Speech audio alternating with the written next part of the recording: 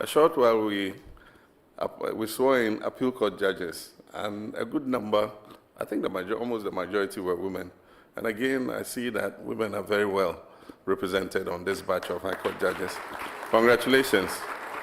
And I ask the executive people sitting here to emulate your example.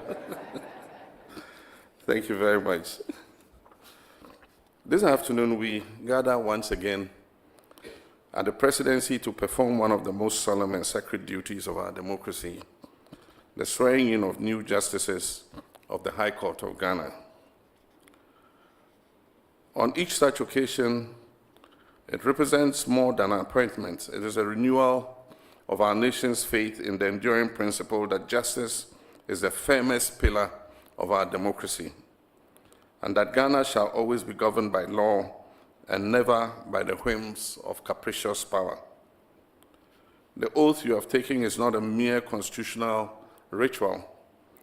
It is, in the words of the late Chief Justice Philip Archer, and I quote, a covenant between the judge and the people, a promise to rise above fear, favor, and friendship, and to judge as conscience and law command, quotations close.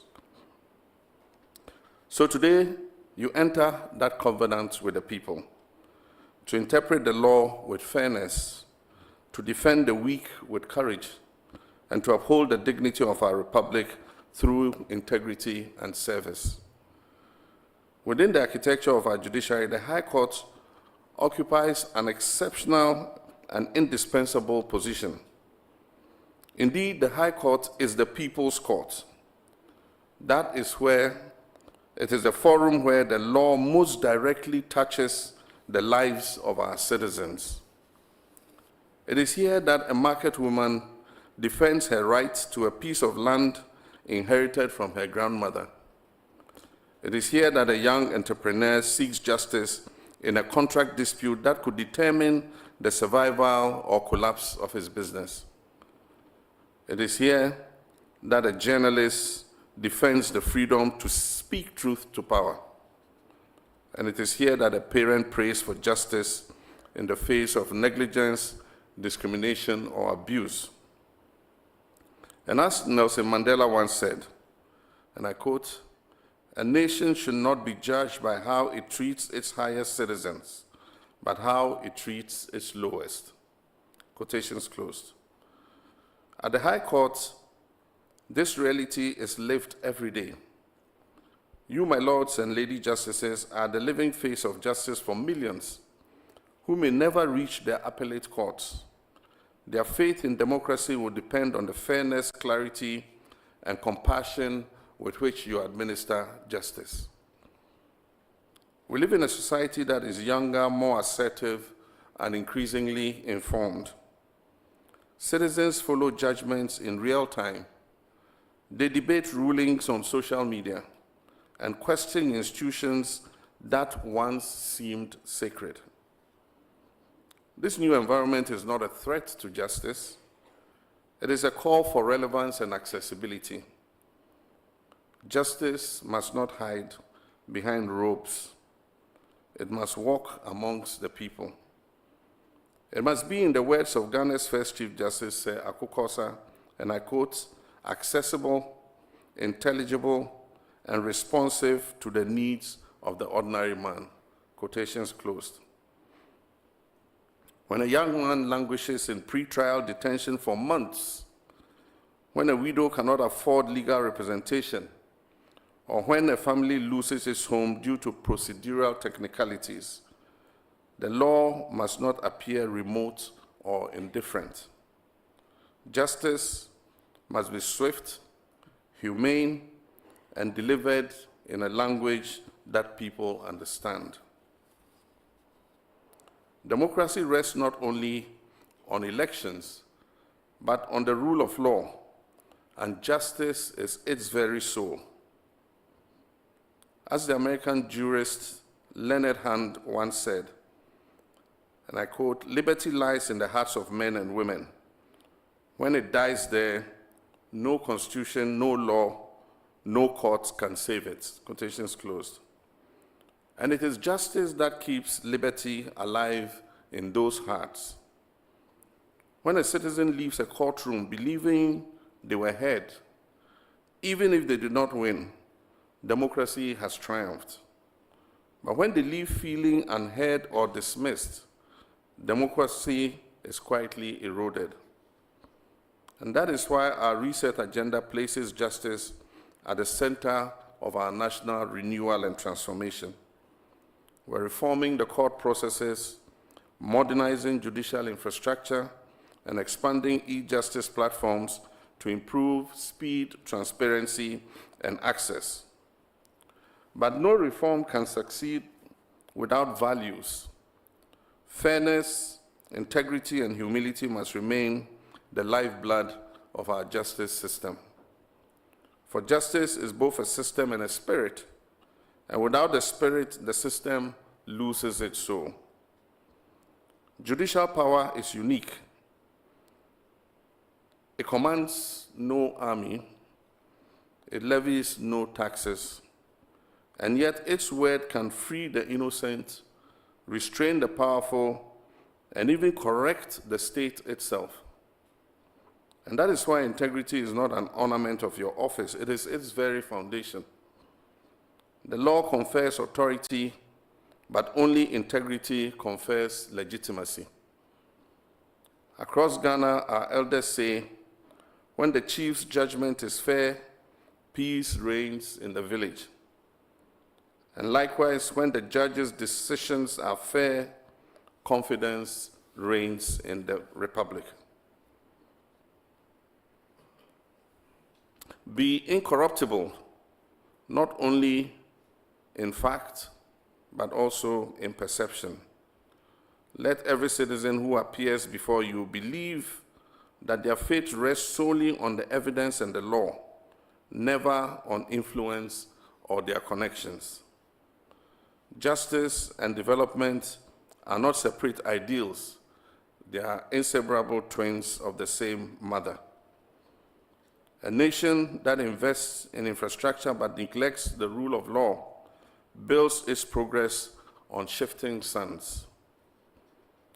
An investor once told me, Mr. President, I can manage my investment risk, but I cannot manage uncertainty of the courts. That simple statement captures the profound link between justice and prosperity. In this era of the 24-hour economy and the Big Push infrastructure program, Ghana needs a judiciary that is both firm and facilitative, one that enforces contracts fairly, protects innovation, and delivers justice without undue delay. Your judgments will shape not only our jurisprudence, but also affect investor confidence, our human rights, and our national stability. Judicial independence is the lifeblood of our democracy, and it must never be compromised. But independence does not mean isolation. Courts must remain open to accountability, must be guided by transparency and fidelity to the Constitution of the Republic. As President, I wish to reaffirm my government's unwavering commitment to defending judicial independence. Yet with that freedom comes the sacred duty to uphold ethical discipline and professional excellence. The measure of our national greatness lies in how we treat our weakest citizens. Your calling, therefore, is to ensure that justice in Ghana never bends towards wealth or privilege, but towards truth and fairness. Justice thrives when the bench and the bar act not as adversaries, but as partners in the pursuit of the truth.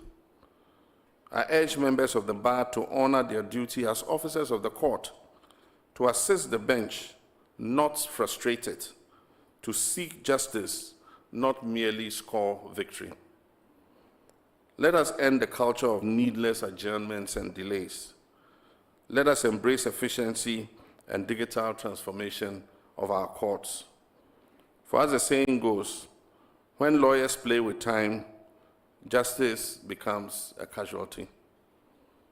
Let the High Court be both the temple of the law and the house of humanity.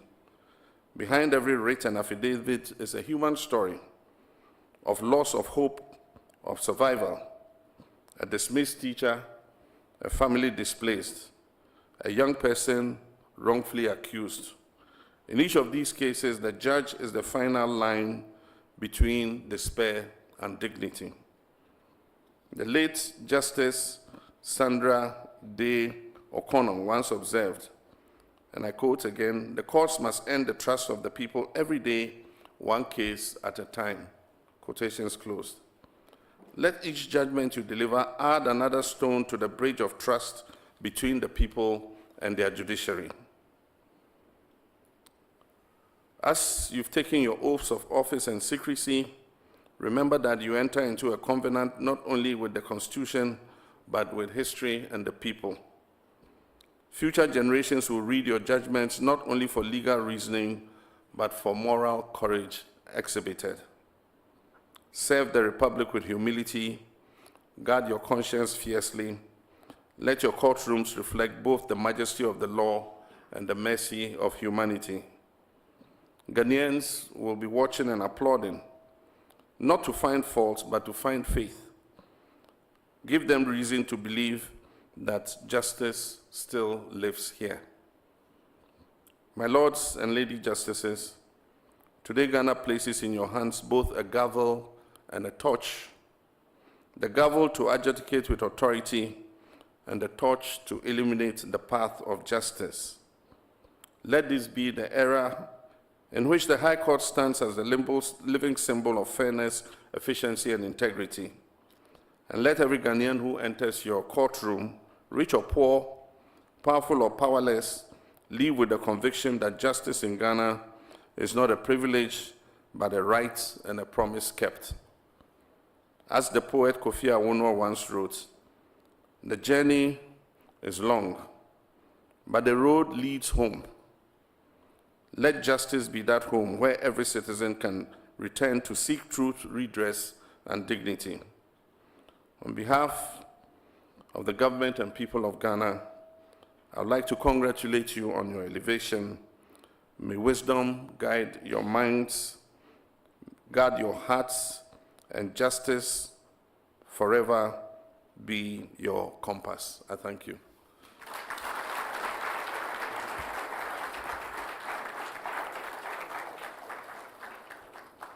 Thank you very, very much, Mr. President. Another big round of applause, please. These are